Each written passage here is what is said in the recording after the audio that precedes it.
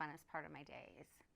So after I go through all the Instagram feed and I find new followers, I send them a letter introducing myself and who I am when I was diagnosed and let them know that I'm there for them. And I always get a response, and then we create a connection of support living with multiple sclerosis. And some people even connect to me that don't even have multiple sclerosis. It could be something else that they're living with every day. But then every time I read, I always get inspiration from whatever I'm reading or looking up information on the internet about multiple sclerosis, or even eating and working out and what's best for us. So here on my iPad, I have to log everything in. And as you can see, there's a lot of logging here that I pre-write. So on those tough days that I can't, my cognitive skills are not working, and I really want to post something, I'll go into the archives, pull up a photo of what I feel needs to be seen. And then I'll go into my poetry that I've written and copy and paste. But I am constantly writing, and I'm writing also about what am I feeling and what do I need that day that is going to help me, and then I integrate it into my feed of support and healing, and it just builds more of a community and a connection, kind of like old school, writing a letter back home. Yeah. It's a nice personal touch. Thank you. And so how does like actual writing, how does that benefit your brain? The brain. So with multiple sclerosis, depending on what side of the lesions are in our brain, it can affect us right, left brain. And the frontal lobe right here is where we feel all of our pain. So um, doing certain things help me deal with the pain that I have every day. Reading calms me down, brings my blood pressure down, and it helps me focus on reading because I have to read right to left. I'm moving the pages, and that I always believe in, a book. Like I write everything in here on my computer, but feeling a page is tactile. And we start to lose feeling in our hands and our feet. And when you start dealing with different textures of things around you, that actually helps the brain working with your everyday life. So instead of always doing the same routine, maybe throw in and go to the garden in the day and actually go out and touch different leaves. And that registers in the brain. One, you're getting the vitamin D that we truly need, all of us, to live, especially with multiple sclerosis. We don't get enough vitamin D, we're lacking it. So we have to take it in pill form as well as getting it in natural form. So I've learned to use different tactiles. So it's like tapping your feet. If your legs are in trauma and you're just like tapping right, left, instead of letting it attack you, that actually forces the brain to stop attacking where that hole is, that is called the myelin sheath, the lesion, because now you're trying to do something else.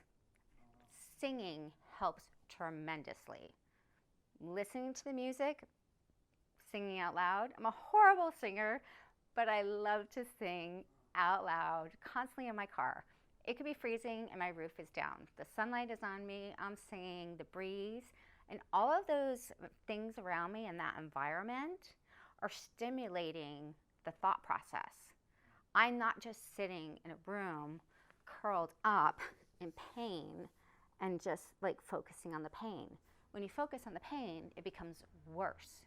It really like puts you down. It knocks you out. And then the lesions get bigger because when they're attacking that part of the brain, they just keep eating away as they're starving, and it builds the hole even bigger, which creates more lesions. So I've learned to use nature and outdoors and environmental things, fabric. Everything in my house has a different tactile about it. That's incredible. But that's how we teach our children. When you think about it, when they're born, they're born helpless. And we have to teach them to sit. We have to teach them to crawl. We have to give them toys to learn plastic from paper. That's how the brain is developed.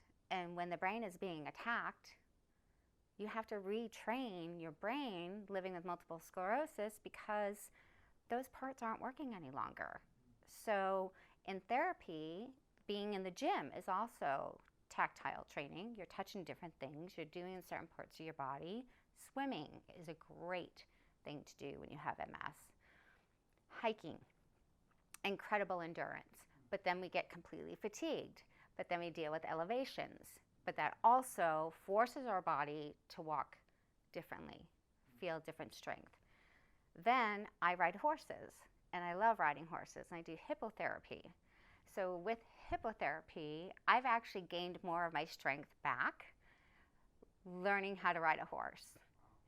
And not only that, the horse's fur, the movement of the horse, it puts me completely off balance where I really have to focus and listen to the horse, focus my body, and listen to my instructor. And then after, the best part is giving them a bath. The cold water, the coldness on my body, we have heat and body temperature problems. We can't control our body temperatures.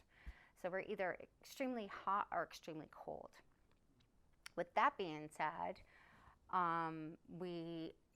extreme cold can trigger an attack. Extreme heat can trigger a major attack. A flare-up is what we call them.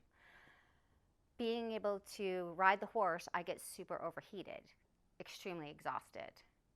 At the end, I get to get cold water, the horse gets all cooled off, and I get to bathe them. But as I'm bathing them, I'm cooling my own body temperature, but then I'm feeling their fur, and it's helping my brain relax from all the intensity, and it's the tactile feeling that you get. So there's so many things we can do. And it's not just anyone that's dealing with a disease. These are things you can do every day to train and move on and continue to make your body grow. Yeah. Wow, that's so cool. Who knew? I know. I just constantly been doing research and learning everything I can to be able to be me and live a happy life. But that doesn't mean I'm not in pain every day. I deal with pain throughout my body every day. It just depends on how bad is it going to be that day. Did I push myself too far that week? Yeah, probably at least 5 days out of the 7. And then I need 2 days of downtime. But give or take. So it's all about being, It's tough to slow you down. yes. But we all need to slow down in life. Take a deep breath. Cool. How's that? And laugh. Laughter is the most amazing gift you could ever give to anybody who's ill.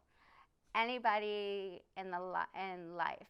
Watch your favorite movies when you're sick and watch laughing movies when you're sick. Laughter releases endorphins and it releases serotonin. And that is the best medicine in the world. Laughter.